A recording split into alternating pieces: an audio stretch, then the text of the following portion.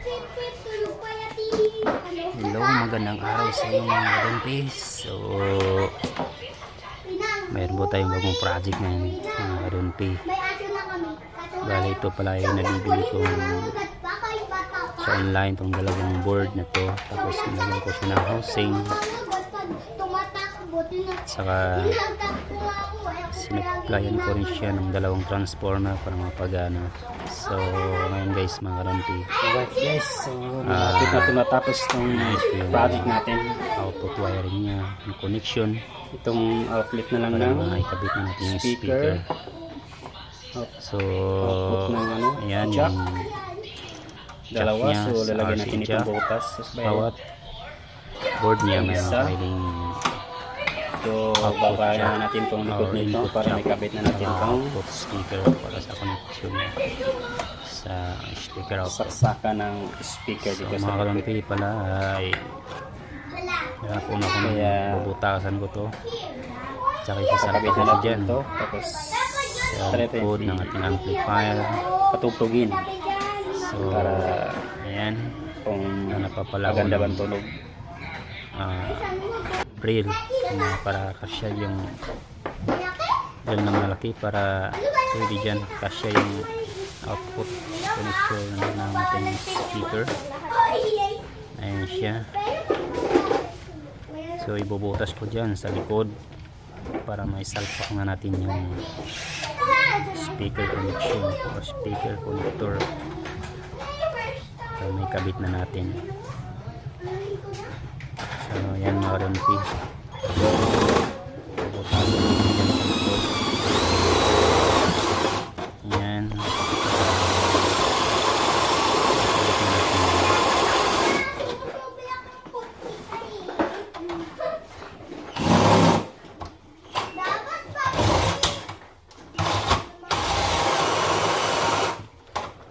Hina.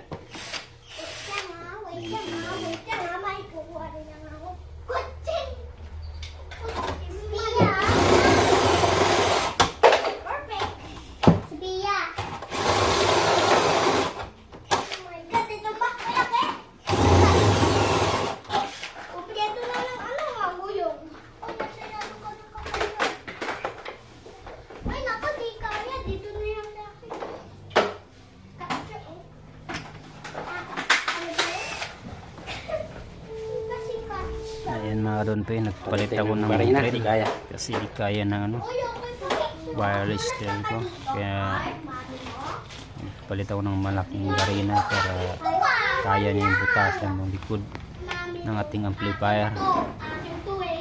Ayan, nahirapan yung barina ko kasi malit yun at saka rechargeable battery lang kasi yun, kaya hirapan siyang butasan yung ano natin. So ngayon guys, nabutasan ko na ito. Yan, isalpa ko na.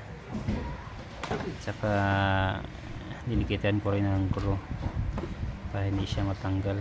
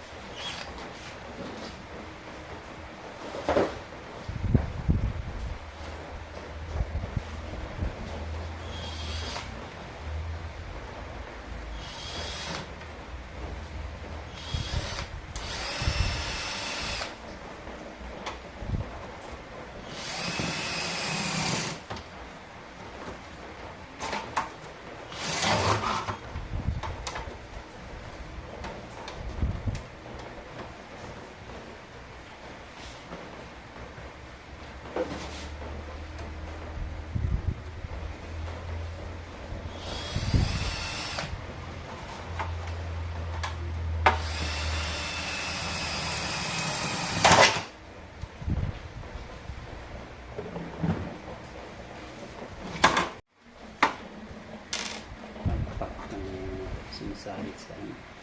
Saan yung ano nito? Ba't wala siyang tulad nito? Mayroong itim. Mayroong ko na itim. Wala. Isama sa itim siya yun.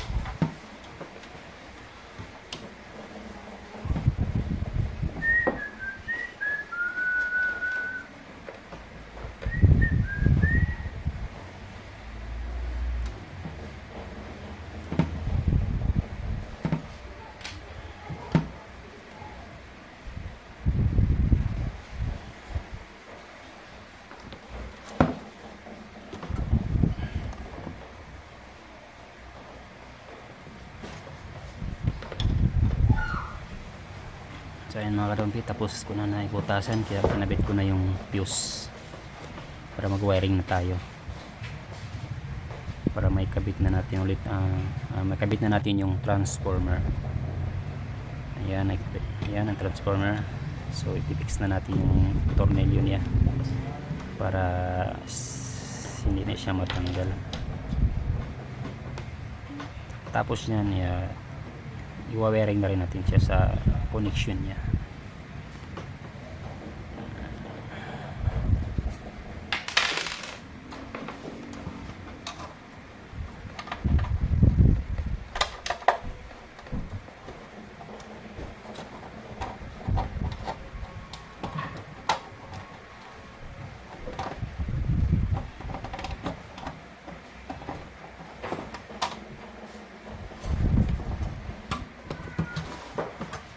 Siya.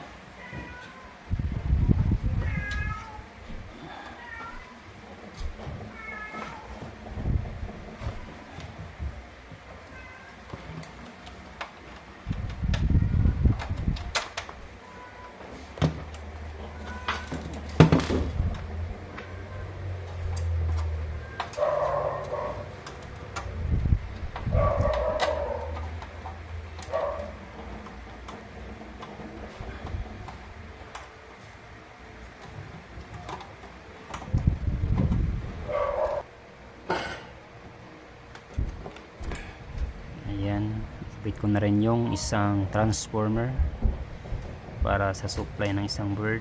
Tapos magwa-wiring na tayo, wa-wiring na natin. So malapit na pala matapos yung mga kalunbi. Yan yung supply niya punta sa bird natin. Pali yung transformer na yan ay 12 volts lang para yung output niya, kaya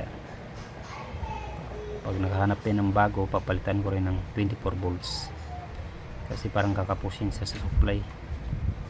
Dapat yan 18 volts to 24 volts ang supply dapat ng ating board, kaya pagsamantala lang ito mga karon, itong 12 volts na supply ng ating transformer.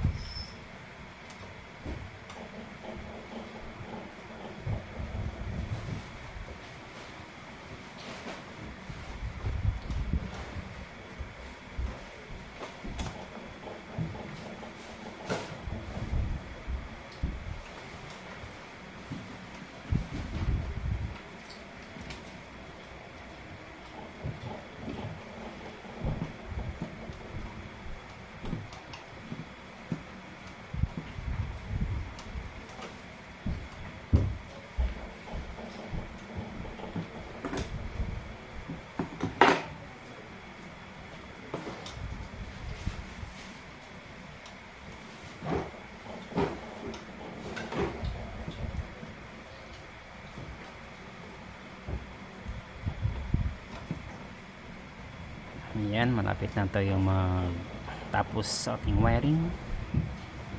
Saka nilagyan ko rin na siya ng electrical tape para hindi siya, para safety. Yan ating mga wire na pinagdudugtong. So malapit na tayo mag sound check na ating DIY amplifier. So ito pala guys, no, mga kadonpi, ito yung ipapalit ko dun sa aking amplifier na isa nakakabit sa ating video, okay?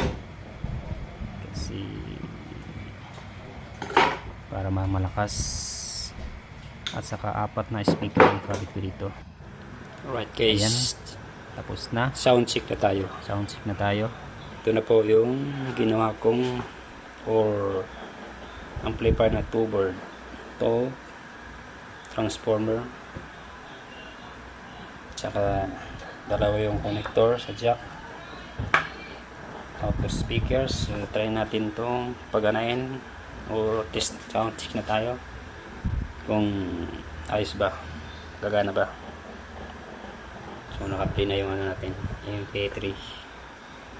Ito na guys. Ayan, hindi ko lang masyadong nakasan kasi bali ito muna yung pagana natin kasi wala pang output dun, wala pa siyang speaker na nakakabit. So dito muna natin sa side. Ayan guys, ayan, so gumana volume niya. Ayan na. Ayan.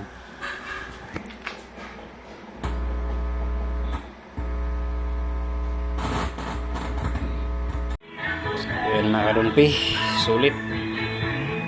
So kakabit ko na to sa video, okay ko bukas. Try natin doon kung ayos ba.